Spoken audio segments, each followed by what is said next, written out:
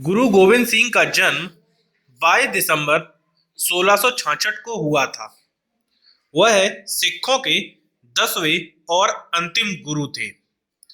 श्री गुरु तेग बहादुर जी के बलिदान के उपरांत 11 नवंबर सन 1675 को 10वें गुरु बने। वह एक महान योद्धा, चिंतक, कवि, भक्त एवं आध्यात्मिक नेता थे। सन 1699 में बैसाखी के दिन उन्होंने खालसा पंथ की स्थापना की, जो सिखों के इतिहास का सबसे महत्वपूर्ण दिन माना जाता है। गुरु गोविंद सिंह ने पवित्र ग्रंथ गुरु ग्रंथ साहिब को पूरा किया तथा उन्हें गुरु रूप में प्रतिष्ठित किया। बचित्तर नाटक उनकी आत्मकथा है। यही उनके जीवन के विषय में जानकारी का सबसे महत्वपूर्ण स्रोत है। यह दसम ग्रंथ का एक भाग है। दसम ग्रंथ गुरु गोविंद सिंह की कृतियों के संकलन का नाम है। उन्होंने अन्याय, अत्याचार और पापों का खत्म करने के लिए और गरीबों की रक्षा के लिए मुगलों के साथ 14 युद्ध लड़े। धर्म के लिए समस्त परिवार का बलिदान उन्होंने किया, जिसके लिए उन्हें सरबंस दानी, पूरे परिवार का दानी भी कहा जाता है।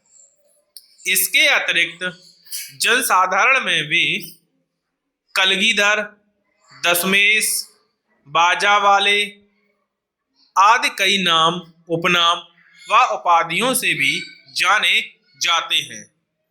गुरु गोविंद सिंह जहां विश्व की बलिदानी परंपरा में अद्वितीय थे, वहीं वे स्वयं एक महान लेखक, मौलिक चिंतक तथा संस्कृत सहित कई भाषाओं के ज्ञाता भी थे।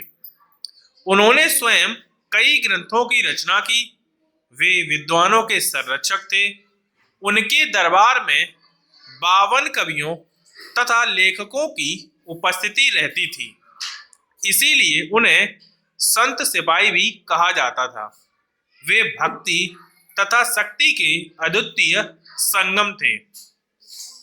उन्होंने सदा प्रेम, सदाचार और भाईचारे का संदेश दिया। किसी ने गुरुजी का अहित करने की कोशिश भी की तो उन्होंने अपनी सहनशीलता, मधुरता, सौम्यता से उसे परास्त कर दिया। गुरुजी की मान्यता थी कि मनुष्य को किसी को डराना भी नहीं चाहिए और न किसी से डरना चाहिए। वे अपनी बाणी में उपदेश देते हैं, भय काहू को देत नहीं, नहीं भय मानत आन। वे बाल्यकाल से ही सरल, सहज, भक्तिभाव वाले कर्मयोगी थे। उनकी वाणी में मधुरता, सादगी, सौजन्यता एवं वैराग्य की भावना कूट कूट कर भरी थी। उनके जीवन का प्रथम दर्शन ही था कि धर्म का मार्ग सत्य का मार्ग है और सत्य की सदैव विजय होती है।